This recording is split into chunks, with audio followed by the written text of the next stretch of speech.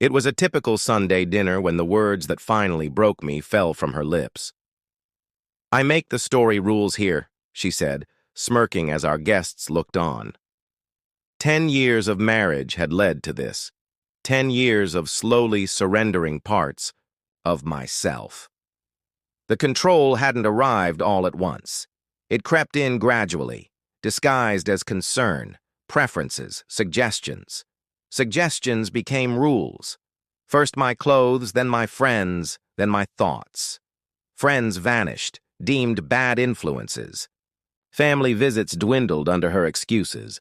I still remember the first time I saw her, confident, captivating. But what once looked like strength had twisted into control. That night she berated me for disagreeing at dinner. "Next time, just keep your mouth shut." I nodded. I always nodded. But something cracked. The next morning, while she slept, I watched the sunrise alone, questioning how I'd become so diminished. At work, I couldn't focus. Her voice echoed, "I make the rules here." I called an old college friend, my first real conversation in 2 years. That evening, she came home with clothes I didn't ask for. "Your wardrobe is embarrassing." Later, she rearranged the dishwasher I'd just loaded, sighing like I'd failed a test. Again. I realized then, I wasn't a partner. I was a prop. 3 days later, I met with a lawyer. I was done asking for permission. He advised me to document everything and quietly prepare. I opened a new bank account, created a secret email, found an apartment. At home, I played the part, still nodding, still agreeing, but now fully aware of the role I was performing. When she left for a girls' weekend, I executed my plan. I withdrew half our savings, legally mine, gathered my documents, packed only what was mine, and left behind a letter. "I am leaving this marriage. All communication will go through my lawyer." That first night alone was surreal. An air mattress, takeout, and silence. No tension, just peace. The next morning, I made strong coffee, just how I liked it. I arranged my banned books, hung a baquet print she'd mocked. Texted my brother, "I did it. I'm out."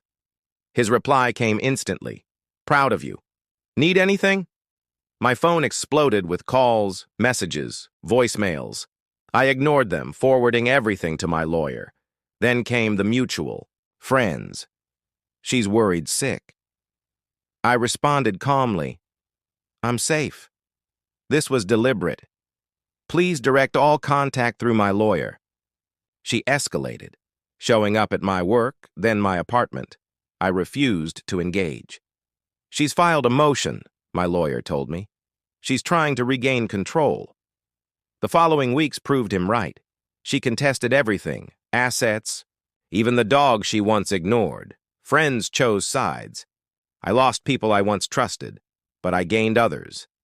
My brother drove 6 hours to help. A coworker invited me to a hiking group. My elderly aunt began calling weekly. A new life was forming around me, quiet, steady, and mine.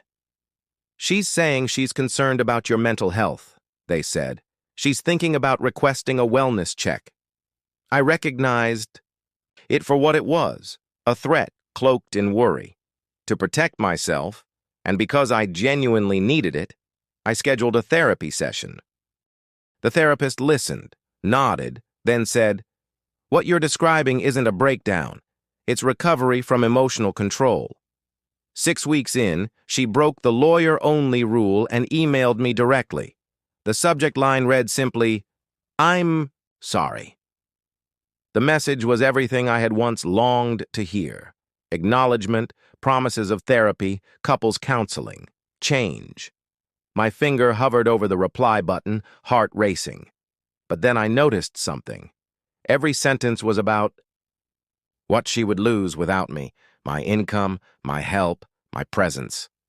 Not once did she mention my happiness. Not once did she acknowledge me as a person rather than a resource. With shaking hands, I forwarded it to my lawyer. No reply. That night, I dreamed I went back. In the dream, she welcomed me with open arms, full of promises. I woke in a cold sweat, reaching for someone who wasn't there. And for a moment, I ached for the emptiness beside me. But then I remembered the emptiness I'd felt lying next to her, and how that had been so much worse. 3 months into my new life, something strange began to happen. I started to change in small, quiet ways that added up. I saw it first in a photograph. A friend from the hiking group had snapped a candid shot of me at a mountaintop, laughing. When I saw it in our group chat, I barely recognized myself. The tension had left my face. My smile reached my eyes. Physical changes followed. Without her controlling what I ate, food stopped being a battlefield. I ate when I was hungry, what I actually enjoyed, and found myself naturally drawn to healthier choices. The constant knot in my stomach vanished. So did the digestive issues I'd blamed on aging. Old hobbies resurfaced. I pulled out the vintage motorcycle she had called childish and began restoring it in the apartment building's garage. My weekends shifted from forced social events to grease-stained hands and YouTube tutorials. The apartment itself changed too. It became mine. Artwork I actually liked, books I actually read, furniture arranged for comfort, not aesthetics. Nothing matched perfectly. And yet everything felt right, because it reflected me. At work, freed from the emotional exhaustion of walking on eggshells, my performance soared. I applied for a promotion I'd avoided out of fear it would take too much time away from her. I got the job. The legal proceedings dragged on. She contested everything, not because she wanted the assets, but because she wanted control. The longer she keeps this going, my lawyer said, the longer she feels connected to you. I understood completely. Through mutual acquaintances, I heard bits and pieces about her life. She had painted herself the victim of a man's sudden midlife crisis. At first, the sympathy poured in. Friends brought meals, followers increased. Vague social media posts about betrayal and resilience gained traction, but drama has a shelf life. As months passed, the support faded. The emotional labor she demanded wore people down. Invitations dried up. Texts went unanswered. Even her career took a hit. Without our dinner parties and social hosting, her rough edges became more obvious at work. A promotion she once considered guaranteed slipped through her fingers. I didn't rejoice. But I did see the truth more clearly. She didn't miss me. She missed what I brought: stability, image, an emotional punching bag. She missed what I provided, not who I was. That truth set me free. 6 months after I left, I received an invitation to a college friend's wedding. The RSVP had a +1 field. For a brief moment, old programming kicked in. How would she react? Would she approve of the guest list? How late could I stay out without repercussions? Then I remembered she has no say anymore. I went alone, danced, laughed, had second helpings of cake. I didn't check my phone once. I didn't monitor the, clock with dread. I left late after helping fold chairs. Driving home, music playing, windows down, I was hit by a quiet, powerful realization. I was happy, not distracted, not less miserable than before, genuinely happy. The next morning, I called my lawyer. "I'm ready to be generous," I said. "I want this done." He cautioned me. It might look like I was giving in. "It's not for her," I said. "It's for me." That afternoon, I changed my phone number. Another cord severed. Another piece of my life returned. 1 year to the day after I walked out, the divorce was finalized. The papers arrived on a Thursday morning. I signed for them and left them unopened on the kitchen counter, going to work like usual. That evening, I opened a bottle of wine, not to celebrate, but to acknowledge the ending.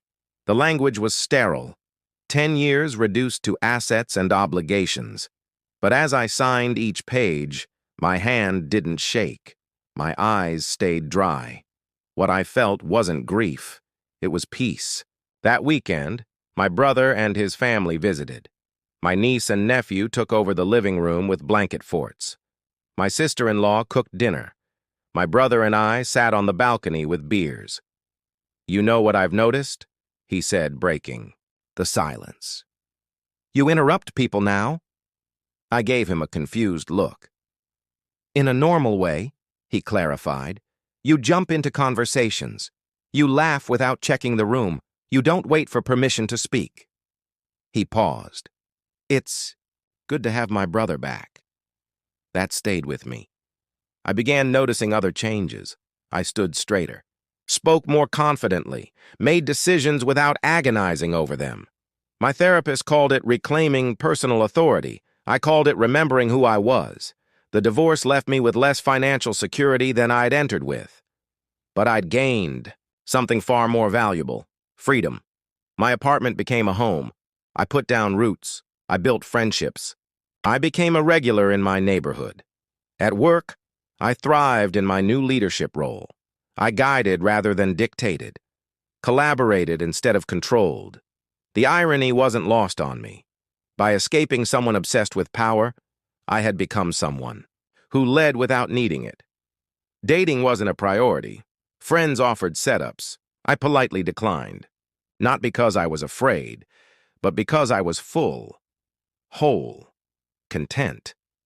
Therapy helped me understand the patterns, how my instinct to accommodate had made me vulnerable to control, how my aversion to conflict had enabled her. I didn't excuse her behavior, but I understood mine, and I wouldn't repeat it. 10 months after I left, I began volunteering with a support group for men leaving controlling relationships. The work was hard, but it mattered. Every story echoed mine in some way, yet each one was unique, and every man deserved the same support I had received. 13 months after leaving, I saw her again. A new restaurant. She walked in with someone I didn't recognize. Our eyes met across the room. I nodded politely and returned to my conversation. Later, as we were leaving, she approached me. "You look well," she said, her tone suggesting this was somehow offensive. "Thank you. You too." A silence stretched between us. Was it worth it? She asked. Throwing away 10 years? It was a trap, designed to make me validate her pain or deny my own. Instead, I said, "I wish you happiness. I mean that." Her expression flickered. Anger, confusion. I had stepped off the script. Before she could rewrite it, I turned to leave. That night, I stood on my balcony, looking out over the city. The lights shimmered like a map of everything I had reclaimed. 1 year ago, I was sleepwalking through someone else's story. Now, I was fully awake, writing my own. She once bragged about making the rules, but in trying to control everything, she ended up with nothing. And me? I discovered the only rule book worth following was the one I wrote myself, guided by self-respect. And I will never surrender that again. If you've made it this far, thank you. If this story resonated with you, consider subscribing. I've selected 2 more you might enjoy. Just click and I'll see you there. Until next time, stay strong. Stay you.